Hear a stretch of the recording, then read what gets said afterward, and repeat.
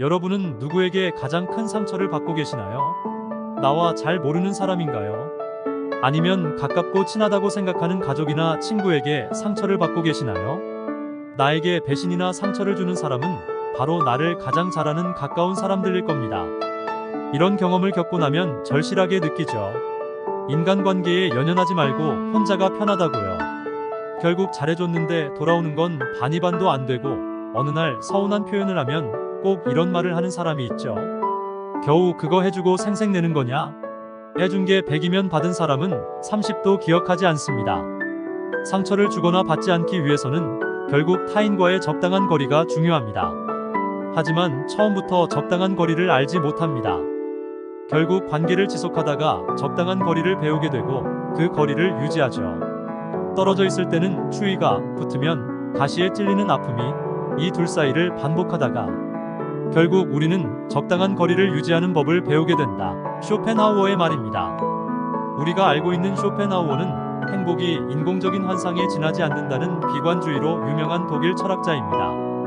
하지만 사실 쇼펜하우어가 사망한 후 그의 노트와 개인 소지품에서 행복의 예술이라는 원고가 발견되었다고 합니다.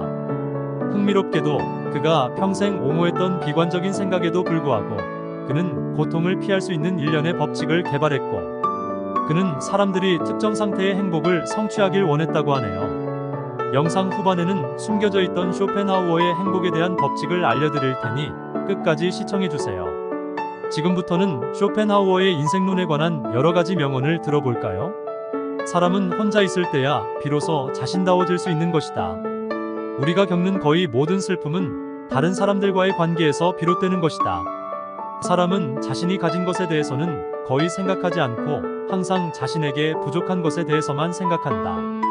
우리는 다른 사람과 같아지기 위해 인생의 34을 빼앗기고 있다. 돈 빌려달라는 것을 거절함으로써 친구를 잃는 일은 적지만 반대로 돈을 빌려줌으로써 도리어 친구를 잃기 쉽다.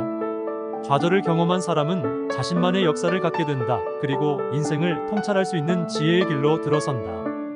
인간의 행복과 불행은 무엇으로 자신의 마음을 가득 채우느냐에 달려있다.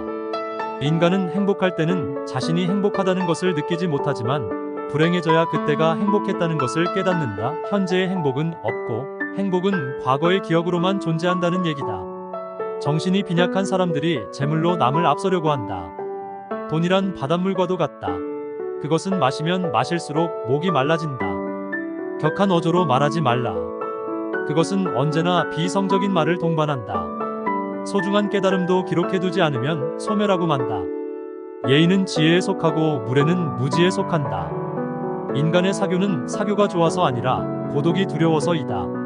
성격이 소유물보다 행복에 더 큰 영향을 끼치지만 사람들은 정신을 수양하기보다는 재산을 늘리려고 애쓴다. 하루는 작은 일생이다. 아침에 잠이 깨어 일어나는 것을 탄생이요. 상쾌한 아침은 짧은 청년기를 맞는 것과 같다. 그러다가 저녁 잠자리에 누울 때는 인생의 황혼기를 맞는 것이라는 것을 알아야 한다. 심하게 불행해지지 않는 방법은 바로 너무 많은 행복을 기대하지 않는 것이다. 이제부터는 쇼펜하우어가 사망한 후 그의 노트와 개인 소지품에서 행복의 예술이라는 원고의 행복에 대한 법칙을 소개해드리겠습니다. 첫 번째, 부러워하지 않도록 비교를 피하자.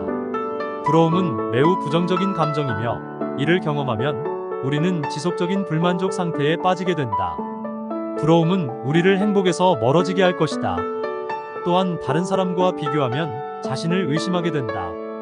그러므로 이러한 고통을 피하기 위해서는 사람마다 다르기 때문에 비교를 피하는 것이 가장 좋다. 사람들은 각자의 상황을 받아들여야 한다. 두 번째, 나쁜 결과에 대해 걱정하지 말자. 나쁜 결정으로 인한 실패를 받아들이도록 가르친다. 따라서 독일 철학자는 항상 최선을 다하도록 격려한다. 그러면 항상 최선을 다하기 때문에 나쁜 결과에 대해 나쁘게 느끼지 않을 것이다. 세 번째, 항상 본능을 따르자. 쇼펜하우어는 논리적이고 매우 창의적인 사람들이 있다는 것을 인지하고 있었다. 이는 어떤 사람들은 행동에 더 헌신하고 또 다른 사람들은 명상에 더 헌신한다는 것을 의미한다. 요컨대 이 행복의 법칙은 자신을 더 잘 알기 위해 본능에 사로잡혀 자기 자신이 되는 것을 가르친다. 네 번째, 행복하기 위해 다른 사람에게 의존하지 말자. 자신에게만 의존하도록 가르친다.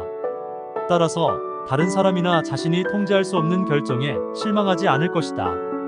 다른 사람이 자신의 기분에 영향을 주지 않도록 해야 한다. 다섯 번째 소망을 과대평가하지 말자. 한계를 인식하고 비현실적인 욕망에 사로잡히지 않는 것은 성취할 수 없다고 해서 압도감을 느끼지 않도록 할 것이다.